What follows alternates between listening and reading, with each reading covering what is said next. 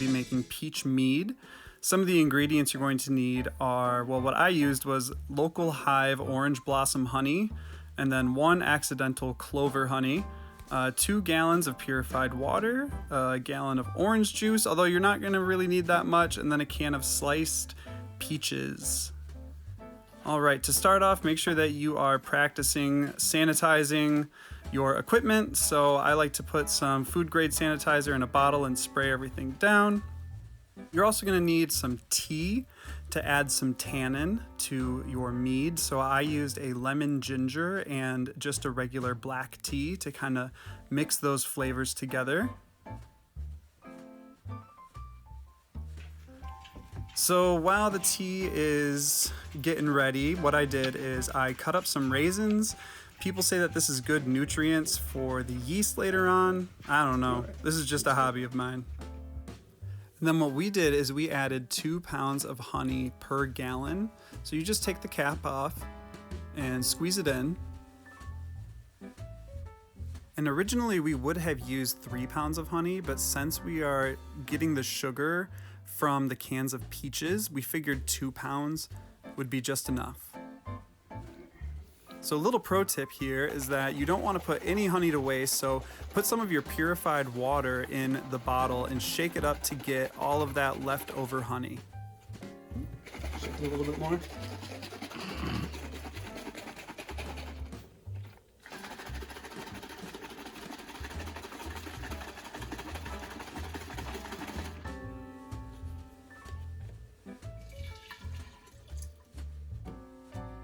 All right, and so what I did next is I took the tea and kind of just eyeballed it, you know, got a cup of the tea and poured it in. And this is nice because the tea is nice and hot. So that's actually gonna help later when it comes to stirring in your honey with the rest of your water. Speaking of which, after you've added your tea, go ahead and add in your water. We just got this from our local Meyer, but you want to make sure that you are getting water that has been purified and doesn't have a high chance of having any sort of bacteria or anything that you don't want in your mead, just to make sure that it doesn't go bad in that fermentation process or later on. It's a real bummer when you're patient with the fermentation and everything and then it goes bad. All right, and then after that we just added in our peaches. We think that this is going to be really delicious, especially because we're hoping everything will be good to go and ready by April when it starts getting warmer here in Michigan, and we'll be able to sit outside and enjoy a nice glass of peach mead.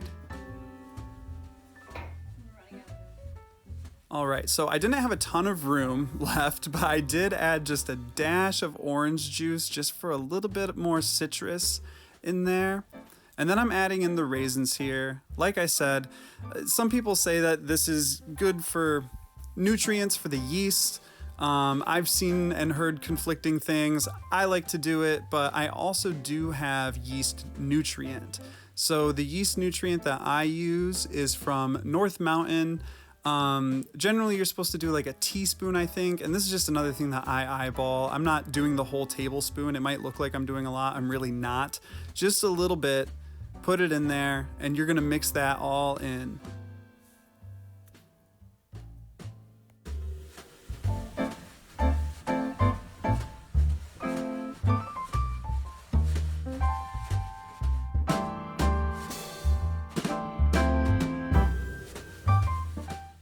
Now, before we mix in the yeast, we want to do a gravity reading. If you're doing this as a hobby, I highly recommend getting a graduated cylinder and a hydrometer, and of course, the little turkey baster there. Make sure everything's sanitized, and you can just get those things on Amazon.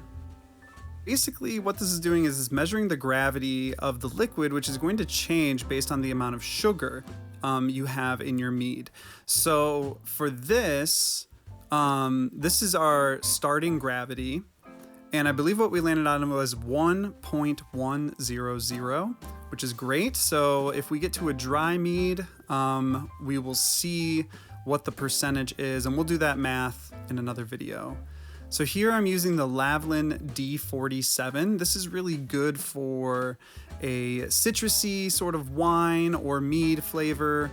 And It's also the only one I have. I've yet to really experiment with other yeasts, but I do plan on doing that in the future.